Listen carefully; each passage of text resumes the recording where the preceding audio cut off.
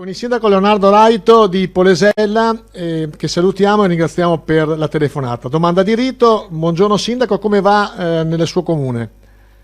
Buongiorno Leandro, un saluto a tutti. Nel mio comune stiamo lavorando alacremente con la struttura comunale e con i volontari per cercare di dare qualche risposta concreta alle tematiche e alle problematiche legate alla gestione di questa emergenza coronavirus.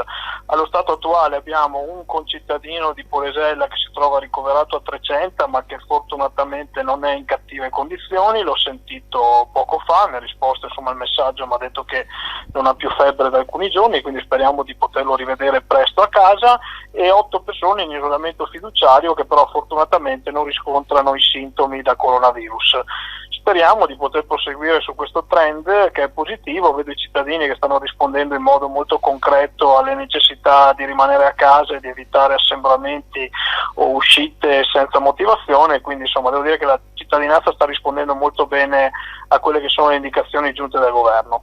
Ecco, sabato sera, edizione straordinaria, il Premier Conte ha parlato dei famosi 4 miliardi che verranno stanziati a voi sindaci e 400 milioni per eventuali emergenze. Molti sindaci hanno detto: guarda che questi 4 miliardi ci spettavano di diritto, avete solo anticipato. È così la situazione? Allora, lo stato attuale è che ormai sabato sera, che una volta aspettavamo per poter uscire con gli amici e andare in discoteca, è diventato ormai un momento di attesa e di panico per quelle che sono le conferenze stampa del Presidente del Consiglio. Comunque sia, che dire, rispetto alle risorse che sono state stanziate, in realtà si tratta del fondo di solidarietà, di dotazione che i comuni spetta comunque relativamente ai mancati introiti da tassazione locale imposte alcuni anni fa dal governo. In questo caso però ci sarà sicuramente un'anticipazione di cassa che potrà servire ai comuni per acquisti di genere di prima necessità per le persone, le famiglie che si trovano in difficoltà.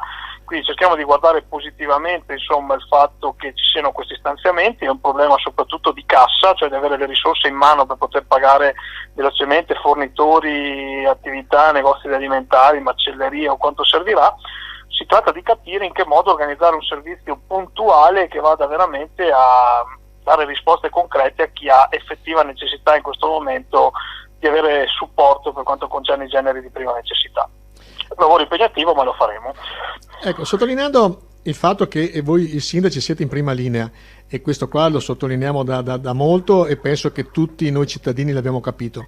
Però ieri sera in un programma RAI il sindaco di Brescia diceva una delle cose che riscontriamo è che non c'è sinergia tra regioni. Allora, facendo un salto più in piccolo, c'è sinergia tra voi sindaci anche di regioni diverse, visto che il suo paese è confinante con la vicina Emilia-Romagna? Ma guardi, allora, per quanto concerne i rapporti, i contatti e gli scambi anche di informazioni, il confronto su quali sono le modalità operative più adeguate in questo momento, direi che è costante.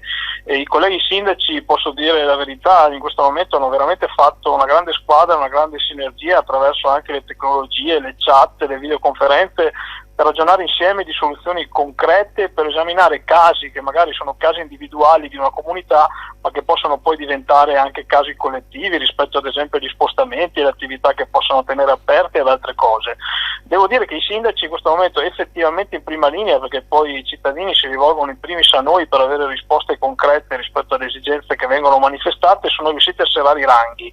Per quanto concerne invece i livelli più alti, devo dire che questa emergenza sta dimostrando una certa poca sincronia, direi, soprattutto tra le valutazioni del governo centrale e le regioni. Ritengo che dopo la crisi ci sarà la profonda necessità di ripensare il sistema istituzionale di questo paese e anche quelli che sono i sistemi delle autonomie, perché effettivamente hanno generato in questo caso una differenziazione anche nell'approccio ad un problema che è sovrastrutturale e sovranazionale, creando delle forti disparità. Quindi la riflessione sarà sicuramente obbligatoria. Perfetto, Sindaco, la ringraziamo, ci scusiamo che l'abbiamo interrotta, sappiamo che siete in emergenza ormai H24 e naturalmente volevo fare i complimenti per la sua attività sui social, puntuale, critica come si deve e bravo, complimenti. Grazie, siete molto gentili, noi vi ringraziamo anche per la vicinanza, perché ci fa piacere sentire i cittadini ma anche gli organi di informazione capaci di poter dare notizie puntuali in questo momento. Voi sapete che io i social li uso da tantissimo tempo e con grande costanza, diventano un canale importante in questo momento anche per informare con serietà la cittadinanza. Qualche polemica a volte ci sta, mi scuso se a volte vado un po' oltre le righe, però è quello che mi sento in un momento magari al termine di una giornata molto faticosa di lavoro. Quindi grazie davvero per questa telefonata, questa informazione e per il lavoro che state svolgendo. Grazie Sindaco, buona giornata. Grazie a voi.